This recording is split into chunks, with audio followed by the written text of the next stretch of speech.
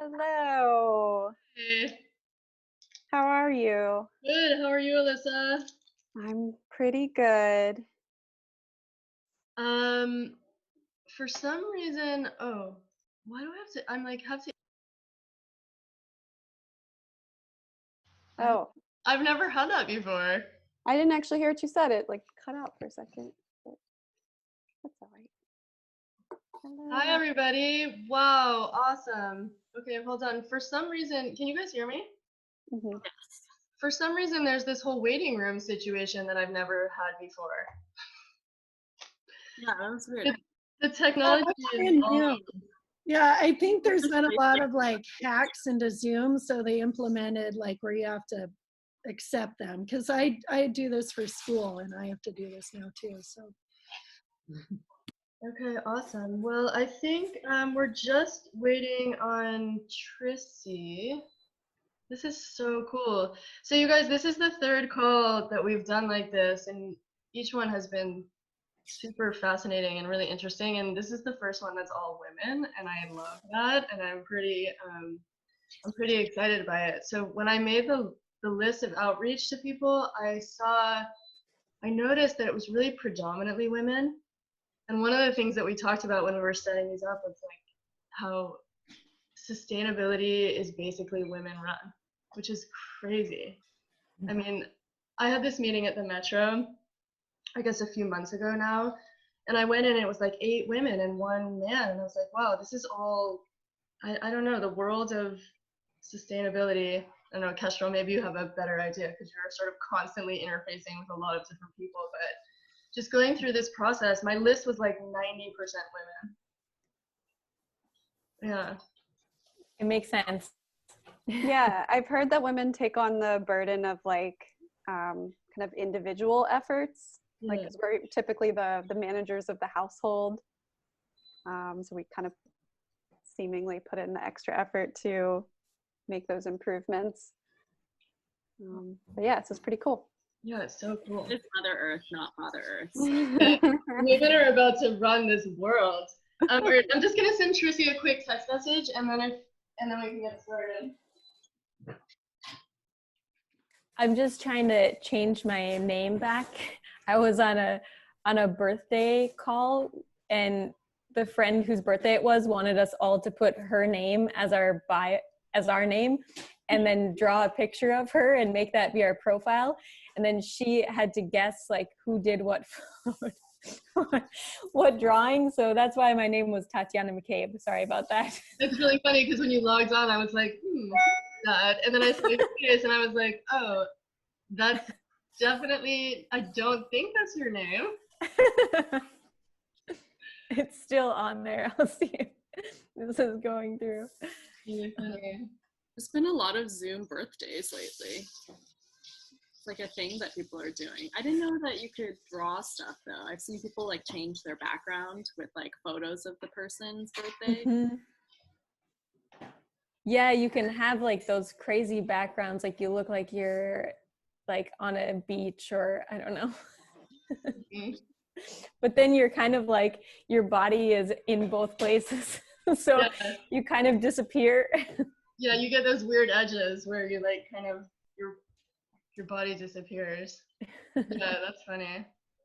All right, well, I think we should get started because I think a few of you guys have time limits, and if Trissy joins us, I just sent her a text message, so hopefully she'll just pop on. So first I want to say thank you. This is awesome, and it's really been a sort of cathartic journey to just be doing anything right now. I know that we're all in the same boat in a lot of ways, and I know that you guys are all amazing. I admire everybody here so much. I'll say that for sure. And I really like in my life and work, it's always been that collaboration leads to innovation. So, I mean, when I started my career, I worked as an architect, but I worked with automotive and aerospace, and sort of that shift in thinking from architecture school, which was always like you're sort of an individual genius, to coming out into the world and realizing that, oh my God, actually, the more that I talk to people, the more innovative I can be. So this is sort of the driver for this call, and also just to sort of create community and connection. And again, I admire you all so much, so thank you for sharing your thoughts today. And before we start even more, oh yes, please, more of that, please. She decided now is not nap time for her, so. They do that. They do that their whole lives. But before we dive in, I wanted to just say quickly and like recognize this massive crisis that we're in, and it's devastating for so many people. It's really hard right now to sort of hold both of these things together, that there's this incredibly painful thing going on, and it's really hard to be positive right now. But at the same time, it's also very clear that business as usual is not sustainable, and the one incredible benefit from this time is environmental and for the earth. And change, everything's changing so rapidly. So change is usually really hard, and all of a sudden everybody's open to it in a way that is extraordinary. So hopefully, I mean, my hope is that this is sort of the window that we need to shift out of our capitalist model of consumption and sort of shift to something that's more holistic. But that's a really big, that's a huge idea. And I know that you guys are already working on that in all of your life's work. So I wanted to start by simply just asking, how has this affected your life and work? Oh, wait, I'm sorry, but first I forgot to do introductions. I'm Jenny. For those of you guys that we haven't met, Jamie and Ali, we haven't met in person. Do you guys want to really quickly just go around and say who you are, your names and what you do, so you can all meet each other? Alyssa, do you want to start? You're in the upper left section of my screen. Yeah, sure. Yeah, I'm next in line looking on my screen too. My name's Alyssa Seibert. I work for Imperfect Foods. I am our social impact and sustainability manager. And Kestrel's next for me. Yeah, Kestrel's next for me too. Okay. Thanks for hosting this. I'm Kestrel, and I host a podcast called Conscious Chatter, where I talk about kind of why what we wear matters and how the fashion industry can work toward being a more sustainable industry. Carrie, do you want to go next? Yep, I have a different order, so I wasn't sure. I'm Karri with Circular Fashion LA, and that's my company. And right now, I'm sewing a lot of face masks, and I have, face masks. That's what I'm doing right now. So if you want your face masks, I got them. But my life, so that's what I'm doing, and it's just all about solutions to help people and businesses transition to the circular economy. So thank you. Ali, do you want to go next, please? Yeah, sure. So hi, I'm Ali. I am Director of Sustainability at 3 Squares, Inc. We work on a wide range of sustainability projects for both organizations and large-scale events and local government agencies. I'm also the director of the Women in Green Forum, which is like so fitting for this call where we have all these awesome women in green speaking right now. It's a one-day event that takes place every year and brings together some of these women leaders in sustainability to talk about what they do. And Alyssa knows very well. She was a speaker a couple of years ago there. So good to see you again, Alyssa. Awesome. Oh, did I hear my name? Yeah. Like, for a hot second. Hi, I'm Stephanie, and I am Jenny's partner and CMO for Rewilder. I have an advertising and marketing background, so I work on this to help get the word out of the work that we do. And Jamie, do you want to introduce yourself too? Jamie just started working at Rewilder, and she'll be taking notes and sort of so that we can actually digest all of this after the call. But go ahead, Jamie, introduce yourself. Hi, I'm Jamie. I just started working with Rewilder, and I'm really happy that I get to use this opportunity to learn more about sustainable fashion and the industry behind it and like how everyone feels about it. I'm on the board of Unravel at UCLA, which is we were actually in touch with circular fashion for a while. which was really cool. But yeah, so I'm really happy I get to listen. Thanks, Jamie. All right, thank you all. So, sorry I missed that at the beginning. I'm just learning how to moderate this whole situation. Anyway, so let's start by just diving in. Then, how has this affected your life and your work? Where are you guys at right now? Just I can start.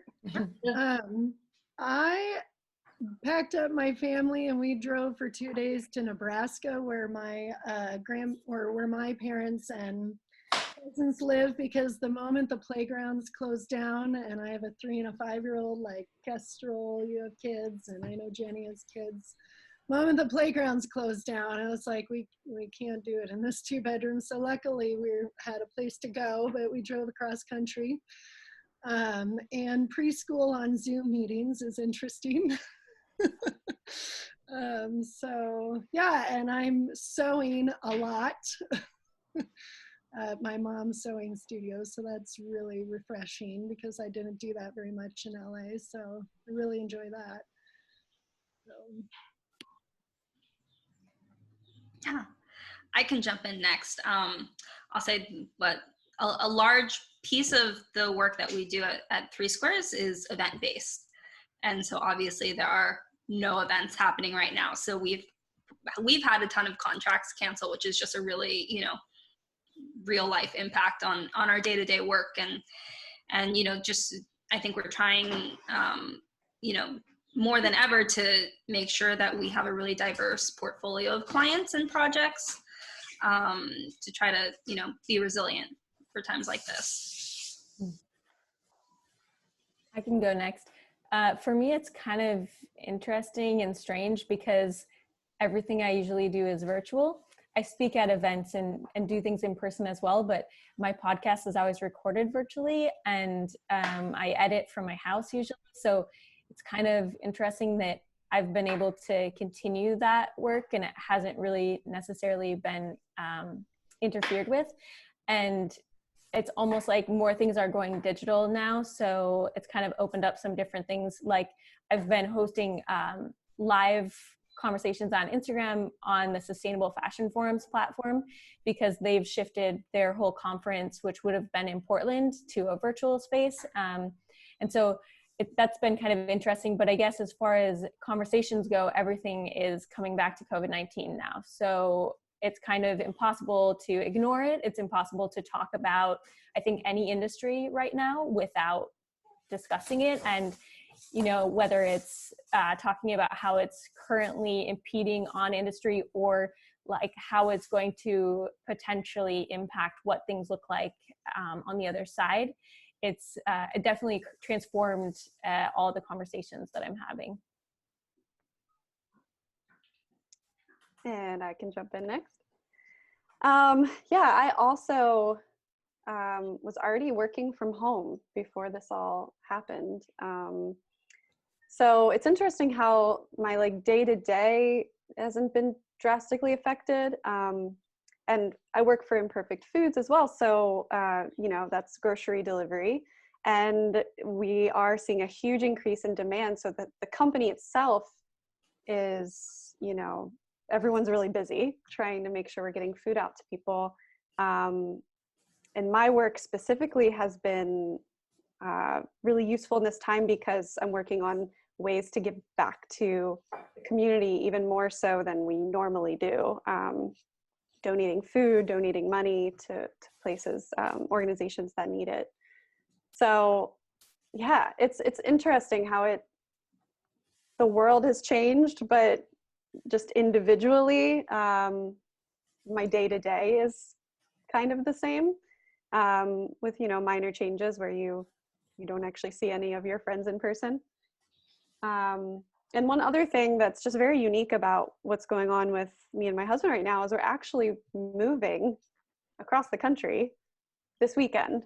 So yeah, that's just kind of like I guess we've had, other than work, we've had this focus to our downtime, which is like, where are we going to live, packing, all that stuff. So I think that that's really helped, because I know a lot of people out of work, they don't really have a structure to their day. They don't have something to do potentially. So yeah, I'm really grateful for how things are happening for me, and hopefully pretty soon I can, try to give back even more to folks in need. I can tell you at Rewilder, we've shifted all of our production to making masks also, which feels really good, because the people that are doing all the sewing for us, like my entire team of sewers, which is five, 6 people, sort of depending on how much work we have, but they're sort of the most vulnerable population, and so they want to keep working and they really appreciate the money, but it has been definitely tricky to sort of keep production going safely. In addition to that, though, Stephanie and I have been having a lot of conversations about like just what it feels like to be selling people things right now, and does that even feel right or good, or and sort of like what's the direction of our company in the future. So I don't think, we haven't come up with any solutions right now. Obviously, we're not settled on a direction, but I can just say that from this time, it's like things are feeling different for me, and I'm not certain about what that will look like for the future of Rewilder. And additionally, there's been some amazing things that I want to hold on to, and I wanted to ask you guys, what are things that you want to hold on to from this time? Like, as an example, this is one from my family, but like I don't use an alarm clock anymore. I just wake up at the time that I want to wake up. And when we go out for bike rides, I'm not fearing for my life that I'm going to be hit by a car. And there's like certain things about this time that actually I realize I actually want in my life going forward into the future. And I wonder, what are those things for you? Jenny, do you want to start calling people?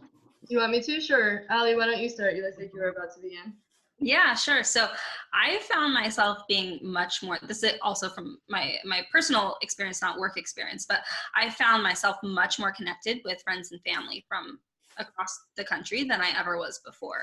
I'm communicating with them, every week or multiple times a week, whereas before I might not have talked to them for a couple months. And so that is super, super nice, and just, I think, reminds me that we have all of these technologies to help us stay connected that we weren't using before. And like, why wasn't I using them before, right? So that's one thing I definitely want to keep with me from this. Kestrel? For me, I think that there's been a more conscious slowdown for me. So because I can't really go anywhere, because I have the privilege to stay home, it's kind of like I'm slowing things down and I'm appreciating little things more. We're not really ordering takeout just because that's what we're doing, because we are supporting like a local CSA, and we're getting all these veggies, and so we're just constantly, every night, we're trying to get creative with a new dinner idea. And I feel like I'm slowing down and spending more like really present time with my daughter. So just like going out in the backyard and sitting in the hammock with her, like things like that, I think are pieces that I'm grateful for, that I'm trying to be mindful of them and bring them into kind of like the next stages that come after this.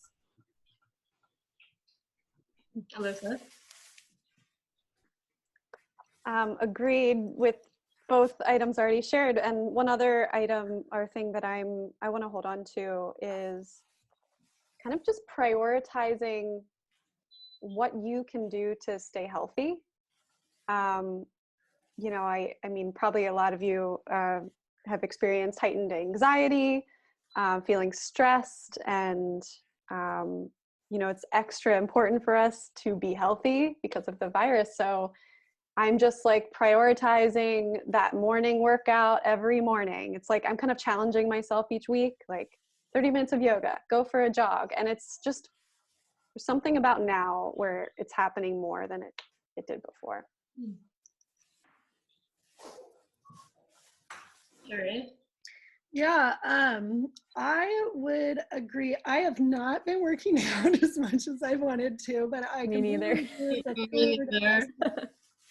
Yeah, so I feel I am gaining a little bit of weight, but I'm with the also food drinking a lot aspect, more than I Yes. I feel I've been getting more creative with cooking, and I've also been conscious, and like I was telling my husband, let's eat our way into feeling better, you know, so let's like we've been making health shakes every day with like yogurts and fruits and stuff, and so our fruit consumption has gone way up.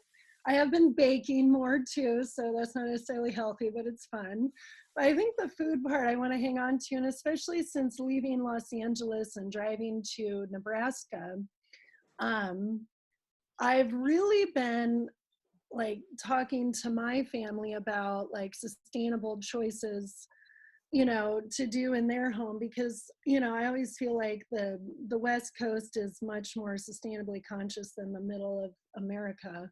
And especially with like my sister and her family, and she has like teenage and younger boys, and you know they just mow through a whole bunch of chips, and you know that's like what they eat and stuff. And so just trying to like educate on like, you know, let's get some greens in this dinner. And also with like what you throw away too, because we, especially when you have to stock up on food, and you go to the grocery store, and if it's empty, you're really like, wow, this food's really important. And I, you know, I want to make sure we don't waste it and we use it consciously. And I'm sure you've all seen the article, but just yesterday, I think there's an article that LA now has like the cleanest air of any major city, which made me really proud, even though I'm not there right now, you know, because of the pollution being down and stuff like that. So health for me as far as food, not so much exercise, but I do every day. I'm like, I have to exercise, and I don't. So, you know, what are you going to do? And then what about things that you never want to go back to? Like with this whole situation, I mean, Kestrel, you mentioned being outside with your daughter, and this has been, in a lot of ways, it's like really dreamy for me. My kids are like running wild. They're literally outside covered in mud right now. Like that to me is, it's like something I always dreamed of. I mean, I always pictured it would be like in a rural place, like a farm. So that this is happening here in Los Angeles is pretty extraordinary. They're like all day together, and they're handling themselves. Like they're taking care of each other, and they're taking care of themselves, and you know, they're in and out, and obviously we're all cooking and eating together.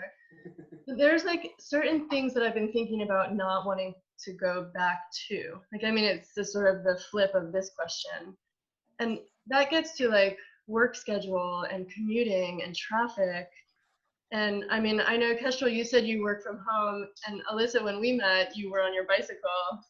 So are there things that you're thinking about, or that things that you're seeing that you're just like, wow, I never want to go back to that? It's hard for me to imagine going back to that grind of like waking up and hustling. Like my life before this, with 3 children that all go to different schools, was literally from like 6 a.m. to 8:30 a.m. was like a fucking mad race every day.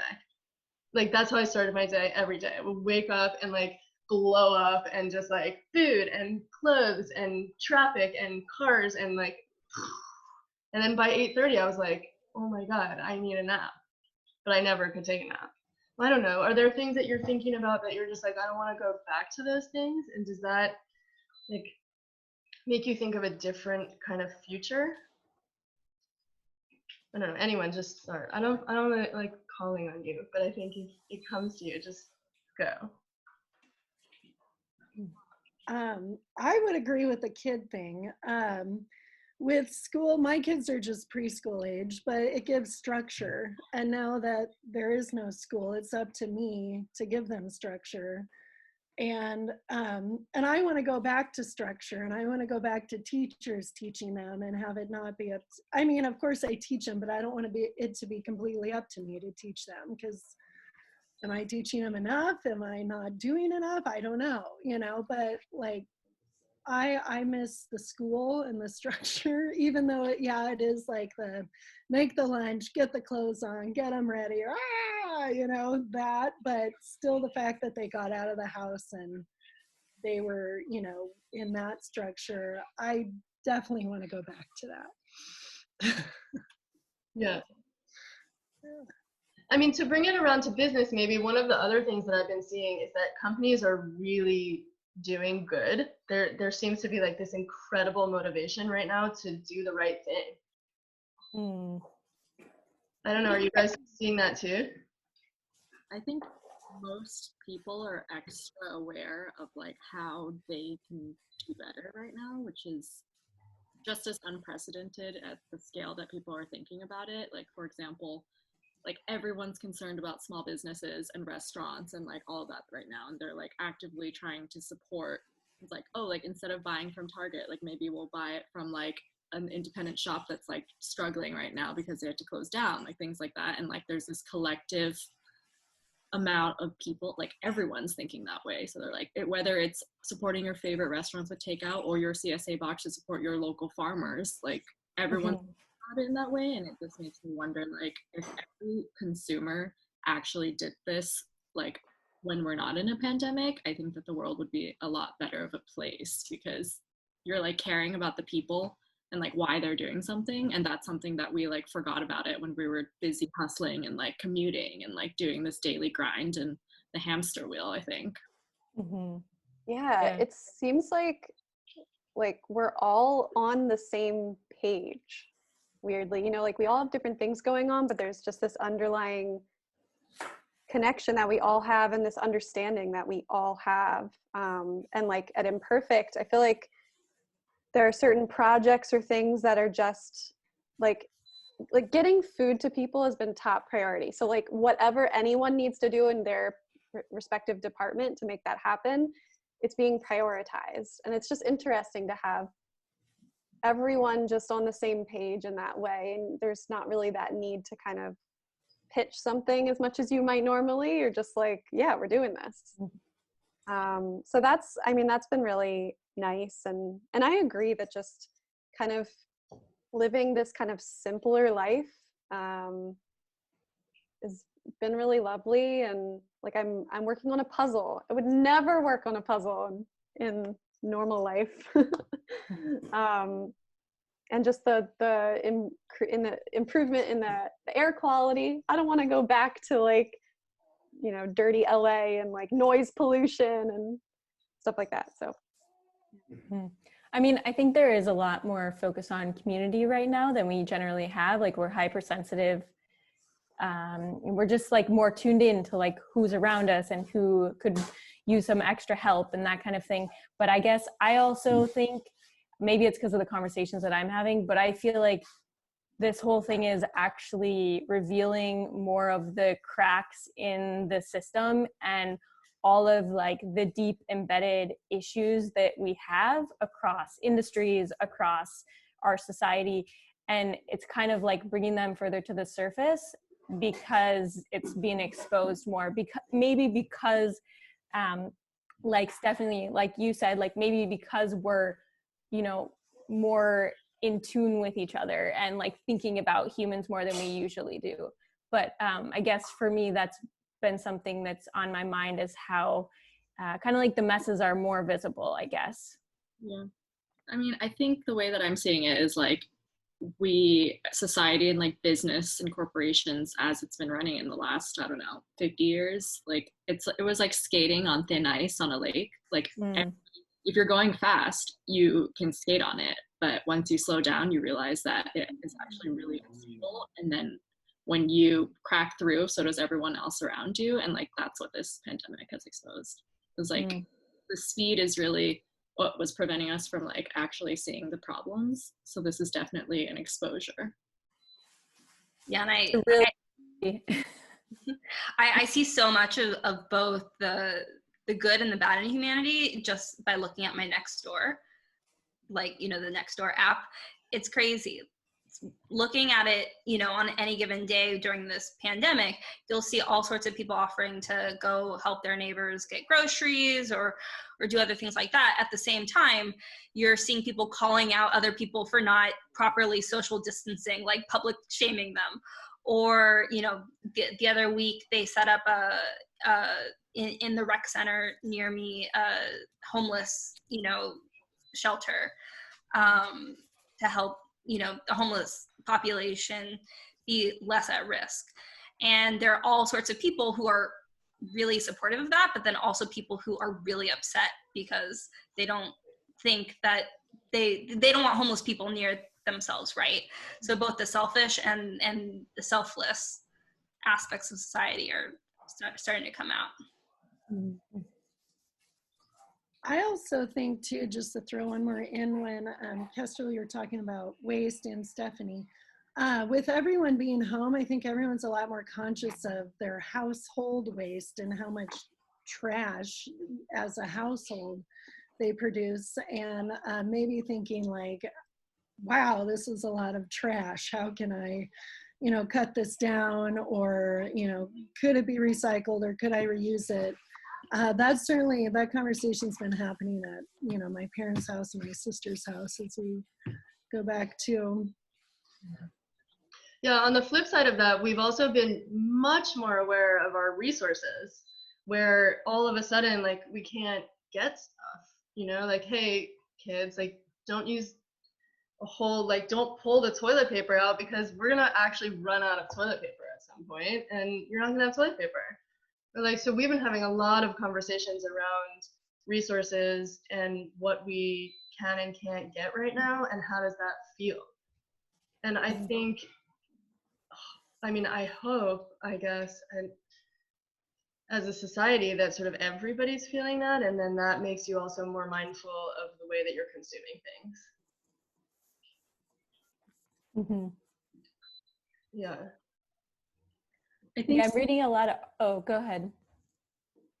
I was doing something else, like looking at grocery stores and like how like consumers seeing empty grocery shelves is making them realize that like supply chains are not like magic things that just make things come like that. And it's like everything, when you see that like visibly, it makes you realize like, oh wait, like the fact that I was importing my garlic from Indonesia like means that I can't get fresh garlic right now because of this virus. Like I think that'll almost like concentrate people into realizing they actually want to have better local produce and food. Especially, it's like maybe an avocado shouldn't travel all the way from the southern like Mexico or something. Like maybe we should do California and like support that. And I think that is something that might happen in the near future with like grocery retailing at least.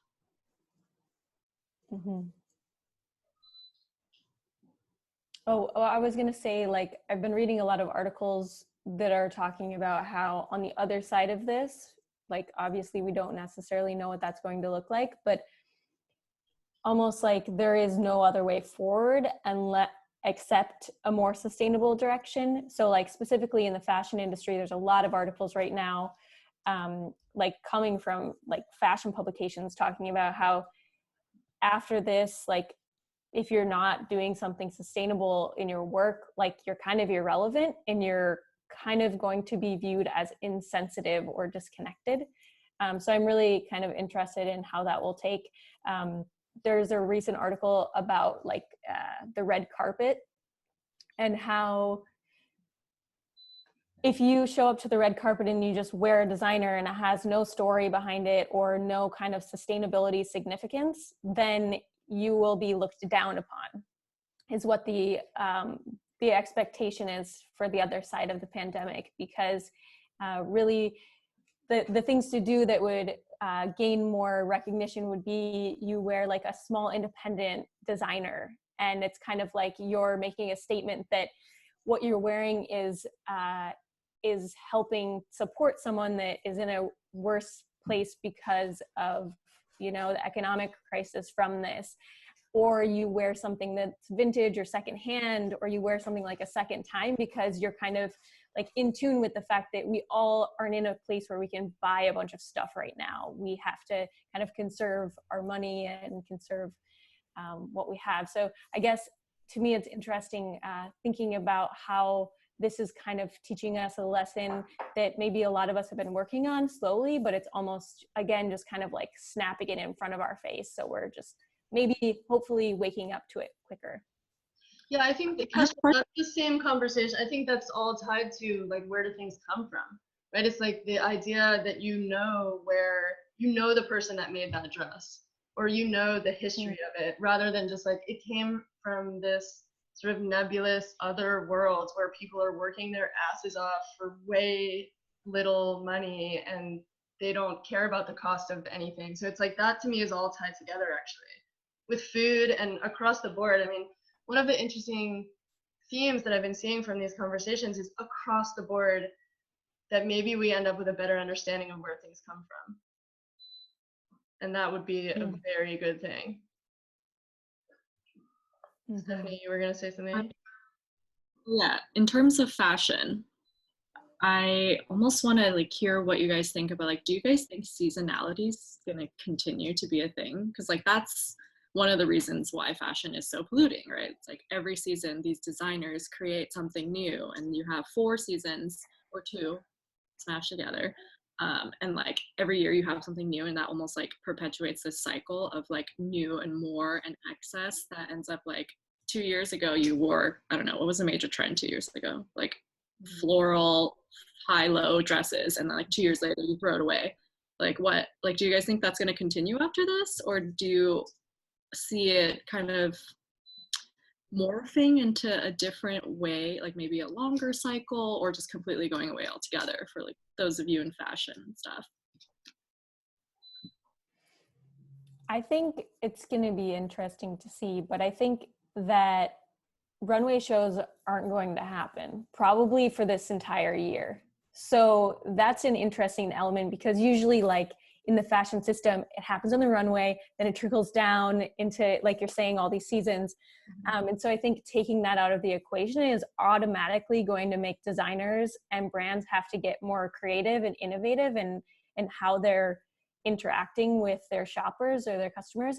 And so I think it could mean that they slow down and kind of get more creative, or it could mean that they try to just keep pumping it out in a more virtual way, in a more digital way. But I think that the ones that slow down and get like totally innovative and kind of ditch the old system and create their new system or create something totally different, I think they're the ones that are going to survive, because we're all going through this and we're all experiencing this together. And it's not like we're going to come on the other side and totally forget it instantly. There's going to be a process. Like, yes, things happen and then we forget about them down the line.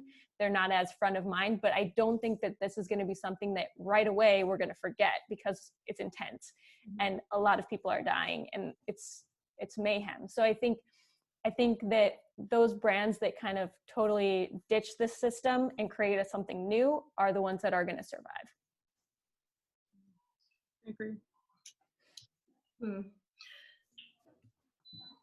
I feel like, I don't know, like definitely the runway shows aren't going to happen, but it almost makes me wonder, like, how are they going to try to keep selling new stuff every season and every year? It's like, I think that's one of the biggest things, like just in like the business world, that's what everyone's worried about. It's like, I work in advertising, like everyone's like, how do we market to consumers right now? Like, how do we protect our brand saliency? And it's just like this is the concern right now. And it's frustrating, because these are the people that like, and so many people's livelihoods depend on that too. It's like if an entire corporation just kind of dies, like there's a lot of livelihoods at stake there too. So it's just this very like delicate balance of like, how do we not let the world completely descend to chaos and like without making it go back to how it was before. Do you think there's a possibility for a new metric, like a new measure of success that isn't only about the bottom line? Like, and again, this is across the board over all industries, like food, all of it, but fashion in particular, or big corporations in particular, where they've been so focused on bottom line numbers and increasing profit, and now all of a sudden we're seeing this equalization where migrant workers are essential workers, and bankers are not. I don't know. I mean, there's almost like this whole new thing. It's all upside down. When you go to the grocery store right now, I'm like so thankful for the people that are working there, because otherwise that would all break down. So I don't know, do you think there's a possibility that there would be a new measure for what it means to be successful, and then that could shift some of that stuff so you don't have to be selling so much stuff? Yeah. I mean, so previously the measure was not even profit, it was growth, like revenue growth. Like they didn't care how much profit you made. Like when you're on a quarterly earnings call, they don't care about operating profit or any of that. They're like, this is revenue, this is growth, year over year, quarter over quarter. So I think right now there's a lot of talks on like ESG investing and like investing in companies that figure out how to actually do good at every step of like running a business. And I think that in the near future, there's actually like, this is already in the works because everyone started to care about it, but I do think that there's going to be like a lot of ESG and like impact investing popping up where like these new metrics are going to matter a lot more than just growth. Mm-hmm. Yeah, for sure. Sustainability has already become more important for companies to bring into their operations. And I think after this too, I've been watching webinars produced by Conspiracy of Love.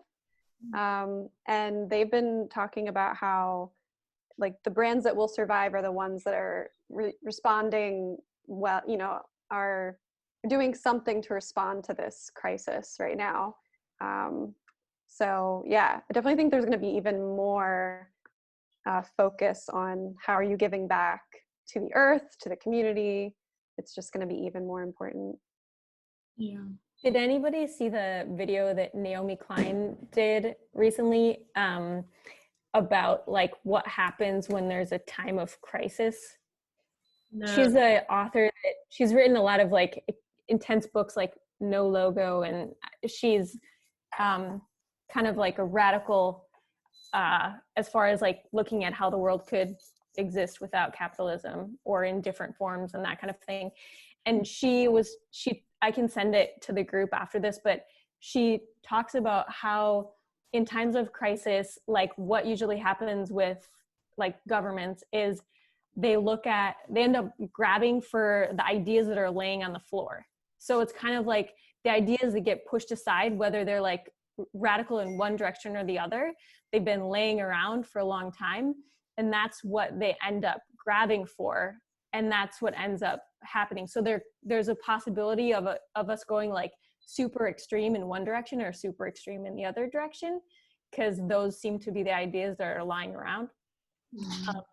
But I think it's kind of an interesting way of looking at it, because she had like an optimistic idea about it as well. Like not necessarily are we going to go and revert like further in a Trump direction, but potentially we're in a place where those ideas that are more progressive laying around are at this point suddenly more realistic, almost. Like, you know, some of the things that Bernie Sanders was saying all throughout his campaign that were like, oh, that's so radical, oh, that's such like socialist, what we can't do that.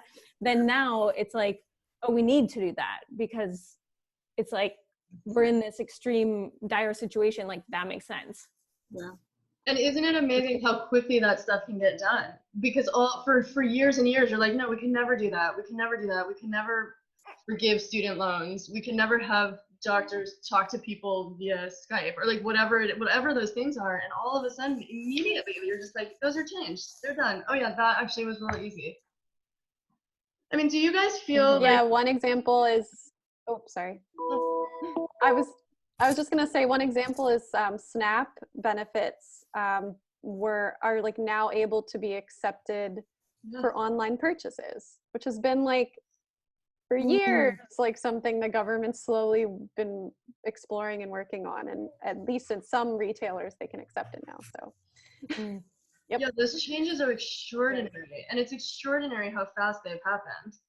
So do you guys feel as like women in sustainability, like I always felt like an outsider, obviously, like you're sort of like climbing up a mountain against these giant corporations. like you're sort of an eco warrior. Do you feel like there's opportunity now that sort of all of our missions would be more mainstream? How does that happen? Like what's the messaging around how does like your general person get to not think about like an eco warrior as a tree hugger or hippie, or just like those are ideas are never going to happen, to like how does that shift happen? And do you guys feel that happening in your like interactions? Allie, do you want to start? Because Yeah. Yeah. I mean, so I would just say on a personal level, I've had a lot of people coming up to me and saying, look at how clear the air is. I know we talked about this a little bit earlier, but people will be like, look, I can see the Hollywood sign from here, or I can see downtown LA. And I never thought that was possible before. And it's just like this shift in thinking, understanding that what we thought was our normal was not the norm, and that our actions were what were creating all this horrible pollution and smog and all of this stuff. And so just being able to like take us out of the normal and see, what we're really influencing in terms of the environment and pollution, I hope will wake people up a bit. The scary thing is like, it was an abrupt stop of like our global societies. Like we've halted. And so we're seeing this like amazing extreme difference that we would very rarely be able to see. And once things open up again, like it's just going to go back to what it was. And I think that's kind of like my fear. Like it's almost like we're living in this like idyllic little moment where we get to see how beautiful it could be if we lived in like an idealistic world, I guess. But yeah, once everything turns back on, like it's going to go back to where it was. So how do we maintain that energy of like having that, like your mind opened up to the reality of how we're impacting this? How do we like maintain that and bring it on over to the other side? Because it's not going to happen overnight. Like things turn back on, they're going to turn back on. Like people aren't going to totally transform their behavior, because behavior change is like so challenging. So I'm curious, like how do we, I guess, take steps that are larger steps than there were before, but like they're actually realistic. One of the things that we've been talking about is this idea of tying health to climate change, where that like the things that people care about really, like when you talk about making behavioral changes, which are so hard, I agree, which is why all of these changes right now are so extraordinary. But one of the things we've been talking about is this idea of tying health, where you say, you're actually, like, this affects you. Like, you're actually more healthy. Your kids will have less asthma when there's like all of these very measurable and definitive health benefits to like doing better for the climate. I don't know, the same with food. Like there's all these very measurable health benefits growing your own food that literally comes from your garden or comes from within a localized range. I mean, those are measurable things. I don't know, does that resonate with you, that the idea that you can tie it back to your own health and the health of your family?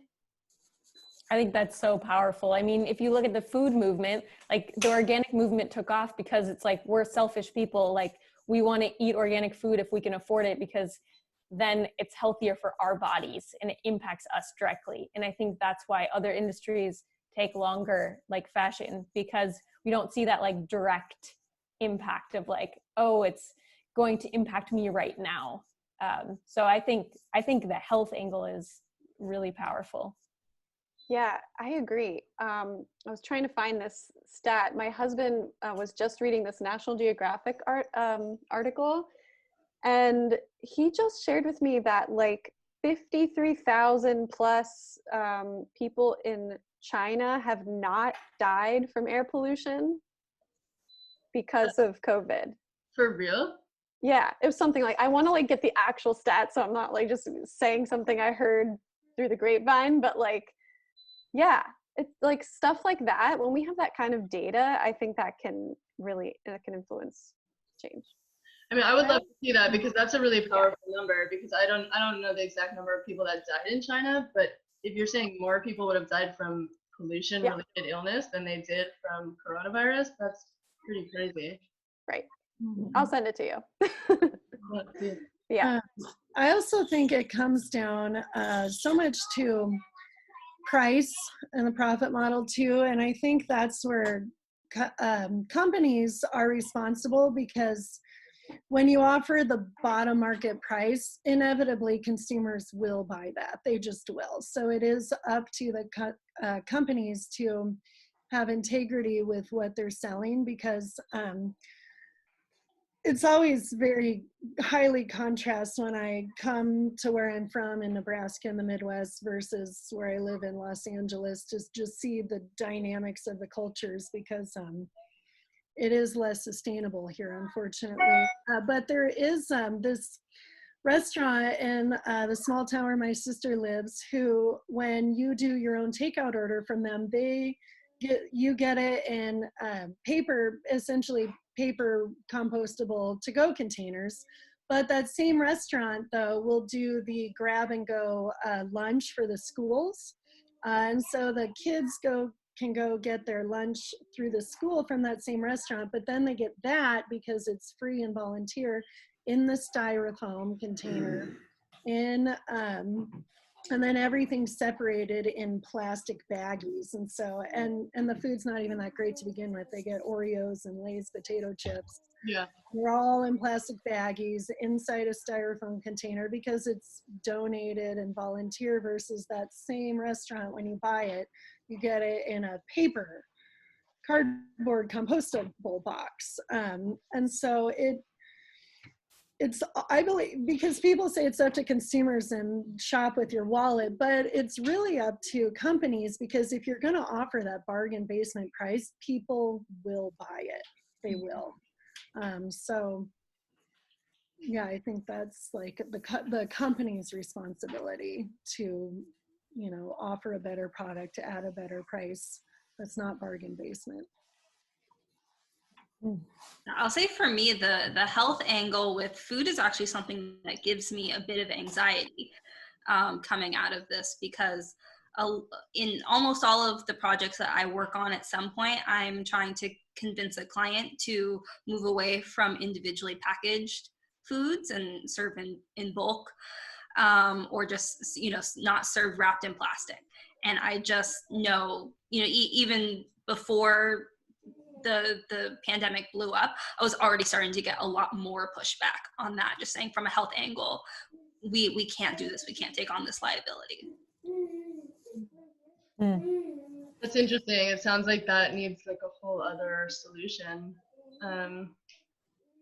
I don't know. Obviously, we're not going to solve that problem right now, but that's a really interesting problem with events. I've seen that too, even just when I walk into like any restaurant now, they won't take my containers. Not that I've done that in 3 weeks, I don't know. But even before, like when this whole thing started, I can't remember what coffee shop. Oh, La Mill in Silver Lake I went into, and it's a lovely like local coffee shop, and I brought in my mug, and they were like, I'm sorry, we can't serve you in that. I'm like, but I know that this is safe. You don't even have to touch it. Just pour it. Like, don't touch it. But anyway, there's that whole move towards disposables. I mean, I remember going to the grocery store the first time that I went, when everybody, oh my God, there was like literally a fist fight in the grocery store. It was that moment where everybody was panicking. And every disposable thing was gone. Like all the paper plates, all the plastic forks, all the silverware, all the paper towels. I was kind of like, what are people buying? Why are you buying paper plates? Why are you buying bottled water? That is a total disconnect for me, where I don't understand the consumer behavior around that, except for, I guess, it's fear-based. I don't know how you shift, but I also don't know how you shift, Karri, to making companies take that on when our entire model has been around profit. Right. So these are massive shifts, it feels like. I just chatted to everyone. I don't have the link, but if you look on PBS, it's the latest Frontline episode. I don't know if anyone saw it. It's called The Plastic Wars. It's excellent, but the plastic and petrochemical manufacturers continually put the emphasis on recycle, consumers recycle, but most of the plastic they put out is not recyclable. And I found myself practically shouting at the TV to be like, don't make non-recyclable products then. It should be illegal to put a product into the market that's not currently capable of being recycled. And I think that's on policymakers, because the manufacturers really aren't going to change their model unless, you know, they're forced to. And it was like they were just going in circles about what's the solution? We have to recycle. Like municipalities need to come up with better recycling, which is true, but shouldn't you, the company, just not put that product in the market in the first place? I was mad and shouting at the TV about it. Yeah, I mean, these are all things that like drive me crazy on a daily basis. You know, even like right now, a lot of you may know China totally closed off their market for recycling. So a lot of things that traditionally could be recycled aren't even capable of being recycled. The industry also, I think, was trying to move towards compostable as a solution to that for single use. Now there's a huge crisis in the compost world where all of these compostable cups and straws and all that, they have PLA in them. Compost facilities aren't accepting that, so they can't. So basically there's no good solution to single-use items right now. Yeah, there's a total lack of like collaboration between the different folks involved in that and the stakeholders involved. Yeah, and even if like for LA, I know that they're exploring like compost, like residential compost pickups. I know there's been like some pilot projects, but there's not enough facilities to even process the amount of compost that LA produces. And just like chicken and egg situation, need to get more funding to build facilities. But yeah, there's just total lack of collaboration. There's all these companies making whatever they want.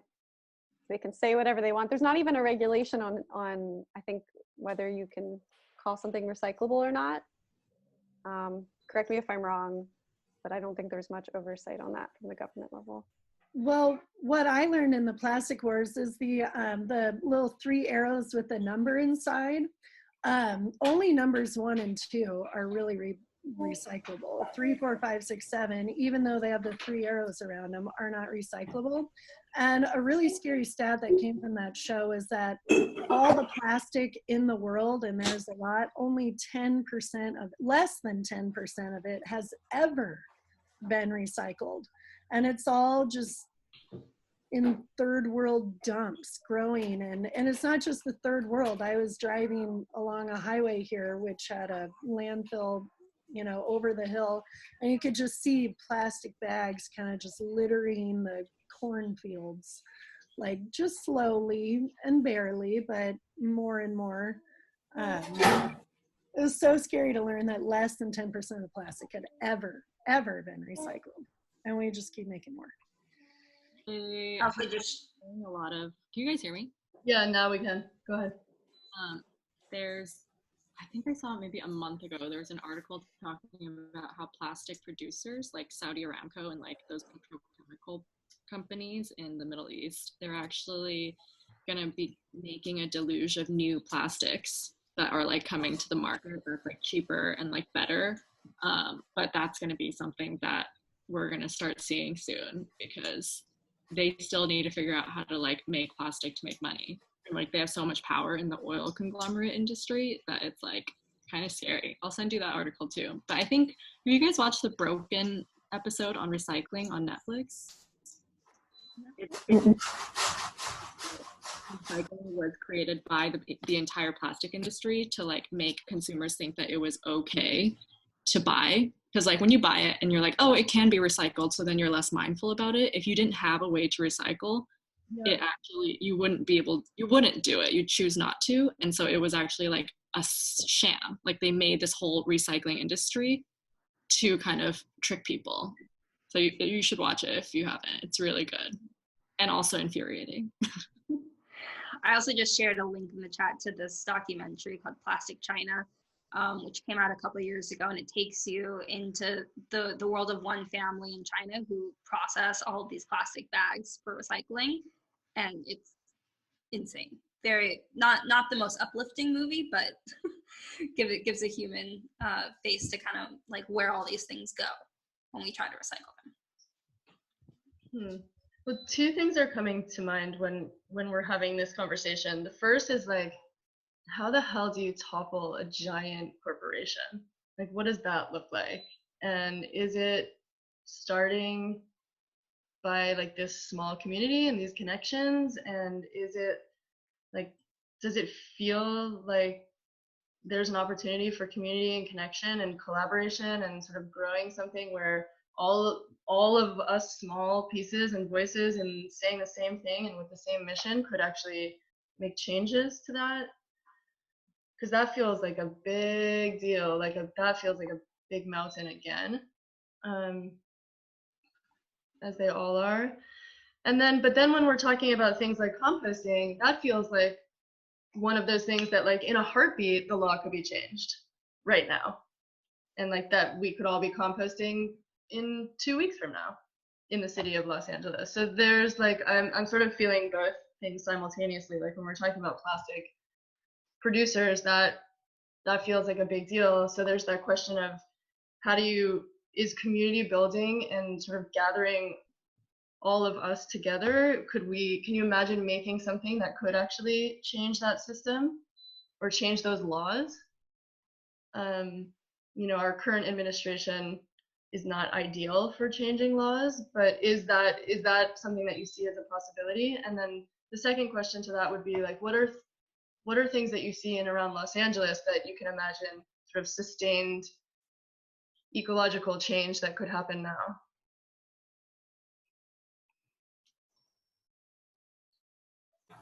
I feel like this idea is like a little bit of a tangent, but you kind of sparked it in my mind. I had a conversation earlier today with Carrie Bannigan, who runs, it's called Conscious Fashion Campaign. It's part of the UN, and their whole thing is trying to talk about the UN Sustainable Development Goals and how like fashion, how you can tackle them through fashion choices. But I guess we talked about how right now Lights just came out with all these new stats on like how much people are searching for sustainable fashion on Google, how much people are Googling like secondhand clothing or vintage or that kind of thing. And the numbers are like going up exponentially right now. Like people are looking for it. And I'm really curious to dive into it deeper to research like what's actually showing up right now, like who's investing in that SEO. And so Carrie and I were kind of just like throwing around this idea of how could like a big collective of like the smaller guys come together to be visible on that top page to kind of like compete against like the big brands that are using sustainable fashion as those keywords when they don't actually even put it into practice, I guess. I almost think that's like a Google thing that they would have perfect control over, or like a Facebook thing. Like if these tech companies, which are basically like the new TV channels now, like in terms of media, like they have the power to change the algorithm and like allow ad space to be for the little guys. Like I think that that's something that they should seriously think about. It's like they need coming out of this crisis, one, they have all the money and they like they're like the new powerful institution is tech. Like, so they have money, they have smart people. If they really wanted to make a difference, they could. So maybe it starts there. It's like new media. But it's also, how do you filter that, right? Because if they're using in all of those keywords, I think, Kestrel, what you said, which is super interesting too, is that those words have been totally bastardized, right? Like green doesn't mean anything. Organic doesn't really mean anything. They're not regulated, right? You can call yourself sustainable and not actually back it up. There's no regulation to that. So how do you, at Google, how would you actually filter out the searches so that, I don't know, like how do you make And the way that Google Ads works is they have preferred partners, and like they do allow like if you're a small website and you have a very specific but really good authentic audience, they will actually work with you to like show ads on your site so that you make money. And like so same with Google, it's like it could go to the highest bidder, but if they actually started to care about something like sustainability, they could start their own program that's like, we're vetting companies and sites that are progressing the world to a better place, and like we're going to dedicate a third of prime SEO space for that, like in 20% of all searches in the US. Like they could easily do that. So that's like something that they have the power to do. They could fund it, they could make it, and they could pay a lot of people a lot of money to do that. That's an awesome idea. Actually, I have a friend who's high up at Google, and he heads their ideas department, which is basically just like Google ideas. So I could totally take that to him.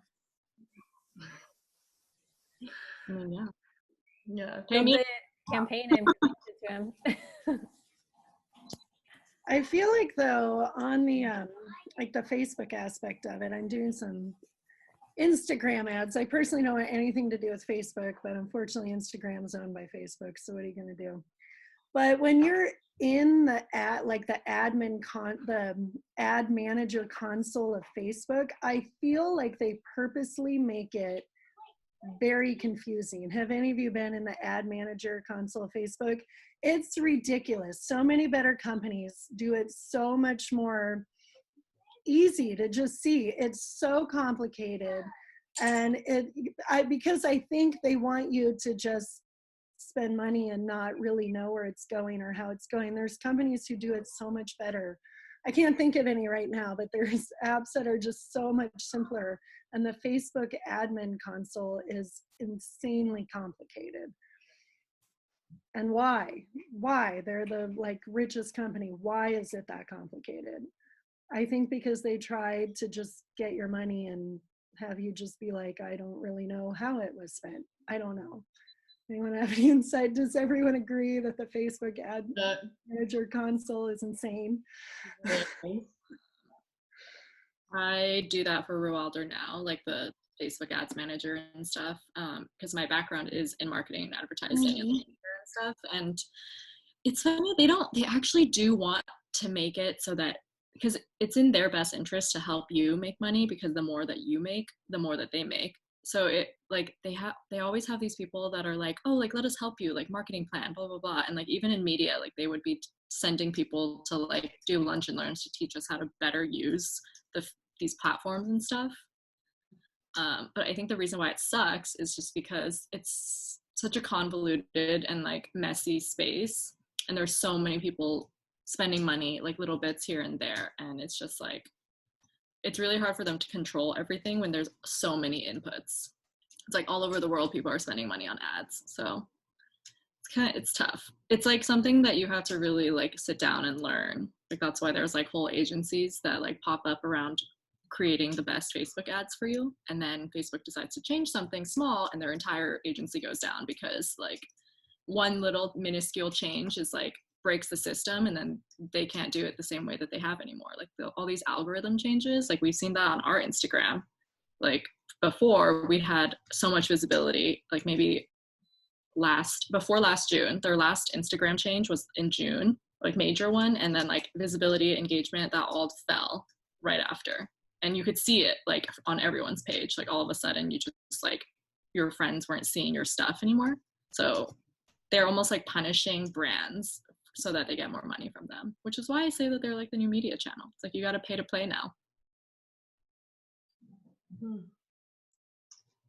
Going back to our conversation of plastics and kind of how to influence change, one thing I wanted to share is that I really like how Greenpeace functions as a channel to make change. Just with, you know, they rally their members to all go behind a specific effort. I think the latest one was calling Target, telling them, I think it was to not offer items in plastic, something like that. And although they stopped it because of COVID, it's just, just the idea of like, here's one issue, everybody do your part, call your local Target and complain. And I think it's a little bit challenging when you think of, we want to make a change at the level above Target, like who's supplying, or maybe even the level above that, like who's supplying the plastic to the companies that are creating the products that Target sells. So not totally sure how to get up to that level, but at least Greenpeace start somewhere. But I think it might, like, I don't know what level's right to target, right? Because the person who's supplying the plastic, they don't have any incentive at all to stop doing that. That's how they make their money. And so I feel like the only way that they'll stop is by going out of business because people aren't ordering it. And if consumers aren't buying it, it's like we individually don't have that much power, but we collectively we have these corporations by the balls, basically. Like, they need to answer to consumers. So far they've been using marketing to trick people, and like we're lured in by the need to buy new things and for cheap. But I think that's kind of it's been shifting for a long time, and I think with the pandemic it's really using all of things that were wrong with consumerism. So Jenny, you were saying? Oh, I was saying it's interesting to talk about incentive, because one of the things I see, like we get the material that we use for the airbag backpacks and the bags that we made out of airbags, I get from a factory in Baja in Mexico, and they make 5 million airbags a year. So they make 20,000 airbags a day. It's like a small city of people really like working, and there's zero incentive there for them to be more sustainable or be more responsible with their waste or their materials. I don't know. I can't imagine how that's changing now. I mean, like when I went down there, it was really difficult to find anyone within this giant corporation that would even talk to me, much less like visit with me, much less change their systems so that they could actually divert trash from their typical system. But like as an example, I get thread from them. They throw away just like tons and tons and tons of thread just because they're working at maximum efficiency. So it's like the incentive for a company like that to make sustainable change is almost nothing, aside from, I guess I can imagine, if it is about health, right? If it is about like the health and well-being of the people that are working there, or the health and well-being of the executives even. That's kind of the thing that I keep coming back to as actual potential for changing people's hearts and minds around this stuff. Maybe like just to play devil's advocate with the health thing, someone I was talking to recently, she's an author, Dana Thomas. She writes, she's written a book called Fashionopolis, but she was saying that she's been hearing people talk about how they're going to be concerned about secondhand clothing or like rental for clothing because of the virus and like the concern of it being in the clothes that they, if anyone else has had it or anyone else has touched it, I guess. So I'm curious, like, if that will play out across industries or if that's just like because of the heightened fear now. Yeah, that's interesting. I definitely feel that push and pull, right? It's like the paper plates and the plastic forks and the same, like, Actually, I drove by Wasteland on Melrose, which is like my go-to shopping, and it's all boarded up right now. I'm like terrified that they're not going to open it today. What's that? We went window shopping as like our walk on Melrose, and we walked by Wasteland yesterday. I was like, wow, they really boarded up. They have like all those openings and stuff. It's crazy. It looked like a wasteland. Yep. Yeah. I mean, I would say that's along the same lines of like people like the Cardi B thing, where she's like, all your stuff that you're getting from China on Fashion Nova, like that's coronavirus. Like, I think that people have that sort of like tie right now, but I think that's gonna go away. It's like, they know like once you wash your hands, like the virus can't live. Like I don't know if that will be as big of a thing. I think the bigger thing that is in retail in any form right now is really just like, do I need it? It's like, that's why we don't feel comfortable being like hawking bags right now. So what are you going to do? Wear a backpack around your house? Like, just like, oh, like, let me carry my book from my bedroom to my living room in my backpack. Like, no one needs that right now. So. And also just repair and like being at home and having to like repair your stuff and use it actually. Yeah. And I know I've been trying to do some like clean out of my pantries and stuff like that, and just seeing all this stuff that I had that I didn't know I had that was just sitting there not getting used. It's definitely making me and I hope other people too, as they're doing the same process, realize, you know, use what you have before buying new things. Yeah. Yeah, I think a lot of the Marie Kondo stuff, like everyone's at home, so they're trying to organize, but then they're like, wait, a little bit of it is like, do I need this? Like, do I need to actually hold on to this? Like, should I be giving this away right now because we're in a pandemic and I won't be able to get this again? So there's like this little like fear, at least that's what I have. It's like, I'm not getting rid of stuff as much because even though I'm at home and I want to declutter, but I'm like, what if I need this? But I also save and like reuse my boba cups and stuff, so.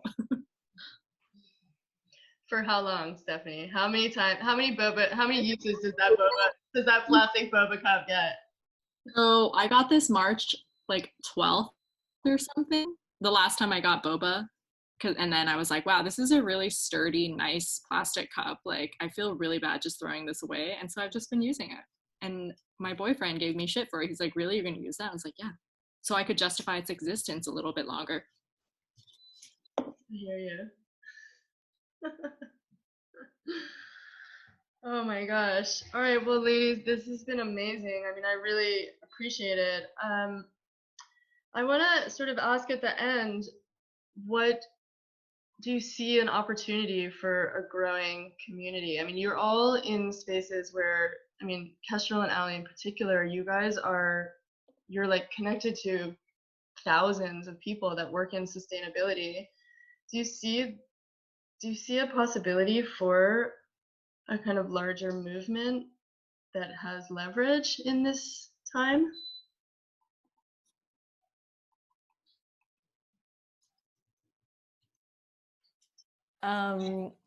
I think that the movement has already been happening because of people like all of you for years now, and I think it's been building momentum. And before the pandemic happened, there had been so much conversation about how, like, finally, at least in the fashion space, like finally these conversations are like heightened at this level where like all of corporate America and the world of corporate was basically paying attention to how they need to think more sustainably, because if they don't, they're going to run out of resources and they're not going to be able to continue functioning as a business. So I think we were already like seeing this growth of the movement, and obviously there's so much work to be done, but I feel like this is going to propel it faster. And I tend to be like an optimist about most, but I think that we're in a time where, like so many of you said, you know, we're thinking more about what we're wasting, and we're not alone in that. Like everyone else that's at home is thinking the same thing, because if they run out of something, they have to go back outside to a store to get something. So it's not like we've lost so much of like the simple luxuries that we didn't realize we had because they were so part of our everyday routine. And I think this is kind of, like I mentioned earlier, it's like slapping us in the face and making us realize that we need to shift in a lot of different ways.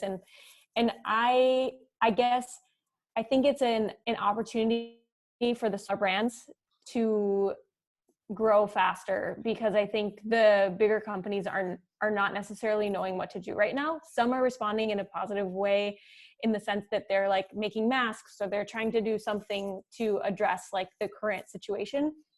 But a lot of them don't know how to communicate, or they're like just continuing to try to sell you stuff. And I think that shoppers are not dumb. Like shoppers have been getting smarter and smarter and smarter, and I believe in them. And I feel like we're at this time now where like they're on a heightened level of judging brands. And that means like how a brand shows up and what they say to you is going to really make or break whether or not that shopper stays with them. And so if you're a small brand and you show up and you have something to say that's powerful, I think that shoppers are they're going to listen. They're like going to be seeking out companies that they can support that aligns with what's important to them. Yeah, I completely agree that I think the movement had already started. But I've been seeing during this period, I feel like everyone's, for better, for worse, had to pause and just like take a breath and re-examine what they're doing, and then also re-examine who's in their community and what other people in their communities are doing. So for instance, I was also invited to join this group for people in event sustainability. And there are thousands of people from around the world now all on the same Slack channel and sharing ideas back and forth. And that would have never happened before, I don't think, because all these event professionals, they're like running around with their heads cut off all the time, just like trying to make it work. They never had a second to like stop and like talk to each other and share ideas, which is really beautiful that we're able to do that. And I've also seen with the small business community, I do think that small businesses are learning that they are a part of the same community and trying to support one another. For instance, I saw the other day on Instagram, I think there's a Be My Quarantine campaign that's about 20 small, largely women-owned businesses who are offering, they're all offering the same like 20% discount on their products and advertising for each other on their channels. So it's really nice to see, I think, this movement kind of come together and, in a more cohesive way through this. Alyssa, what are you seeing on your end in your industry? For people, just like what, can you ask the question again? Yeah, sure. I guess understand. I would rephrase it for you in terms of your consumer base. Like, are you seeing, I don't know, an interest in people like growing their own food more? Or you said that your numbers are going up a lot. Like, people are actually ordering because they actually need like fresh vegetables because we can't get them at the store right now. Right. Do you think that there's a possibility now, like when we were talking about composting before, I was thinking, wouldn't it be amazing if Imperfect Produce actually could pilot that program where you're like delivering vegetables and picking up compost or something? Yeah. Like, you already have that entire delivery chain happening. Yeah. Are you seeing, like, what are opportunities that you're seeing right now for change that you think could go forward?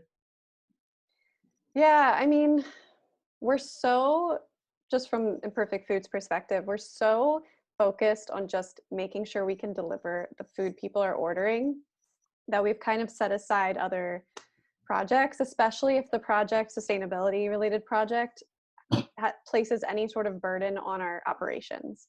So like for Earth Month, you'll hopefully see some content soon where it's like inspiring people to be more sustainable in their homes, like individual action.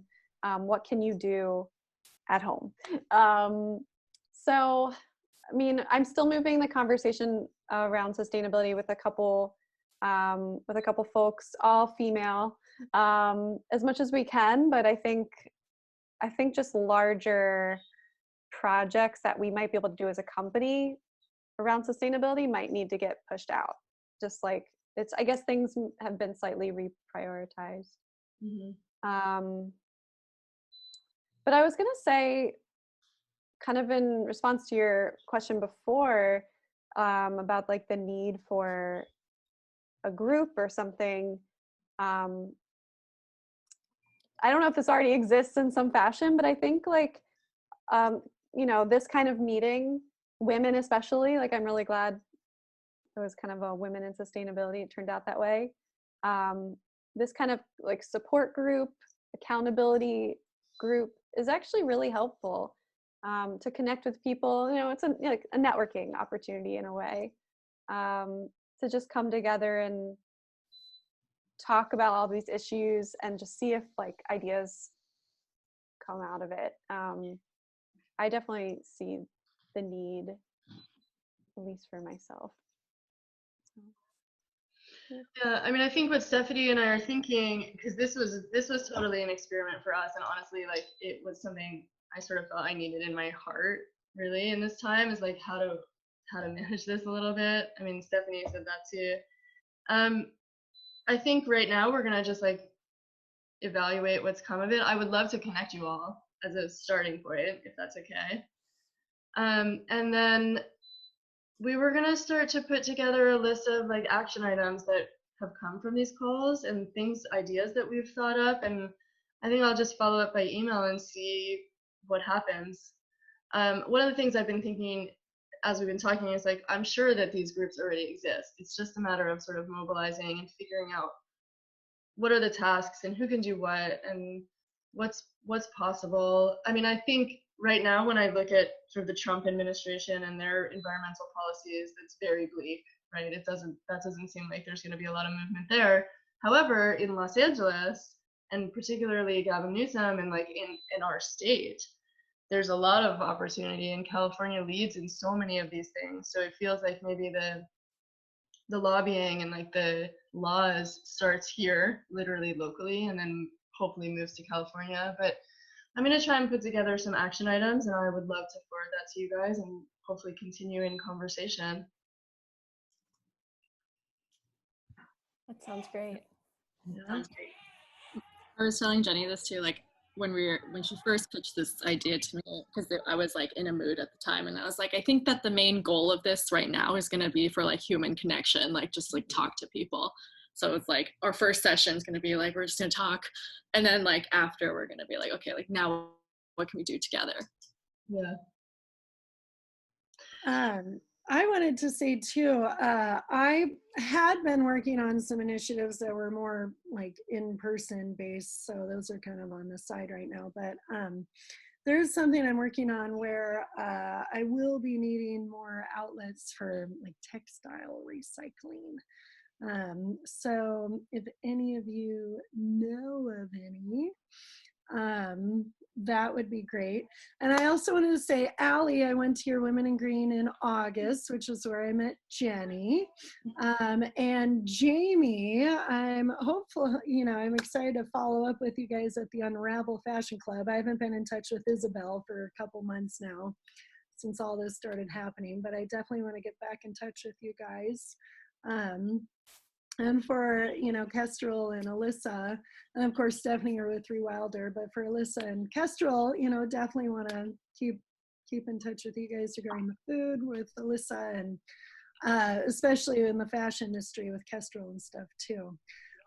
I was going to go to the From Linear to Circular Ellen MacArthur conference in Atlanta in May, but of course that's canceled now, but I was really looking forward to that, but that's not happening now. So did that have to do with circulytics, or is that like a whole different part of their I don't recall circulytics as a keyword, but it was like the From Linear to Circular Atlanta Summit, and it was going to be May 17th, and I applied for it and got accepted, but I don't know when that's going to happen now. So Allie, I empathize with your business model, because I hosted some events too, and I canceled the last one. And so, when you're exclusively in events right now, I look forward to seeing how you're innovating the event space.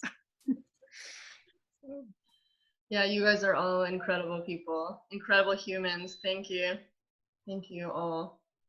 Thank you. Yeah, thank you for Thank you, organizing Jenny. this, Jenny. Yeah, you're welcome. You're welcome. I appreciate your time and your expertise and your love. Karri Ann, do you know Fab Scrap? That's one that I thought of right away. Not personally, but I definitely know of them. When are they coming to LA? There's all these. She's working on that. Yeah, Okay. she's been working on that. Cool, cool. I'm sure others know her, but if you need an intro, let me know. Sure. Thank you. Yeah, that would be great. Appreciate that. Yeah. Cool. All right, thanks, ladies. You guys be safe. Be safe out there. And we'll send out like a follow-up Yeah. with like key takeaways and everything. Sounds great. Thank you Sounds so good. much. Yeah, thank you all. Everyone. Thank you. Bye. Take care. Bye.